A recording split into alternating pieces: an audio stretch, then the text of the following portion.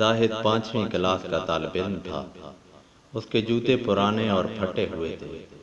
استاد نے ایک دن تمام طلباء کے یونیفارم کی چیکنگ کی تو انہوں نے زاہد کو نئے جوتے پہن کر آنے کو کہا، مگر زاہد کا تعلق ایک غریب گھرانے سے تھا۔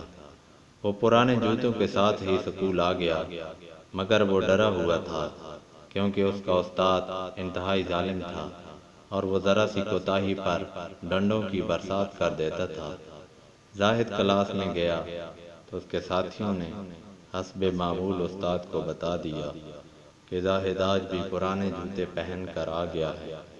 یہ سنتے ہی استاد طیش میں آ گیا اور اس نے اپنے ہاتھ میں ڈنڈا لیا اور اپنی کرسی سے اٹھ کر کلاس کی پچھلی طرف گیا جہاں پر زاہد بیٹھا تھا۔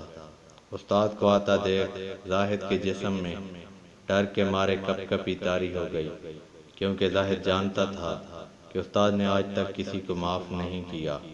استاد زاہد کے پاس آیا اور اس سے نئے جوتے نہ پہننے کی وجہ پوچھی، مگر ڈر کے مارے زاہد کے منہ سے ایک لفظ بھی نہ نکلا۔ لیکن سب یہ دیکھ کر حیران رہ گئے کہ استاد نے زاہد کو کوئی سزا نہ دی اور واپس آ کر اپنی کرسی پر بیٹھ گئے۔ زاہد پانی پینے باہر گیا تو طلباء نے استاد سے پوچھ لیا کہ آپ نے اسے سزا کیوں نہیں دی؟ تو استاد نے جواب دیا کہ جب میں زاہد کو سزا دینے گیا تو میں نے دیکھا کہ وہ ڈری ہوئی آواز میں اللہ سے سزا سے بچنے کی دعا کر رہا تھا۔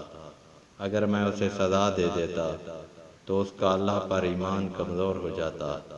ہمیں کوئی اختیار نہیں کہ ہم کسی کے ایمان کو ٹھیس پہنچائے۔ کہتے ہیں کہ اس واقعے کے بعد استاد نے کسی کو کوئی سزا نہ دی۔ اگر ویڈیو اچھی لگے تو چینل سبسکرائب کر دیں۔ شکریہ۔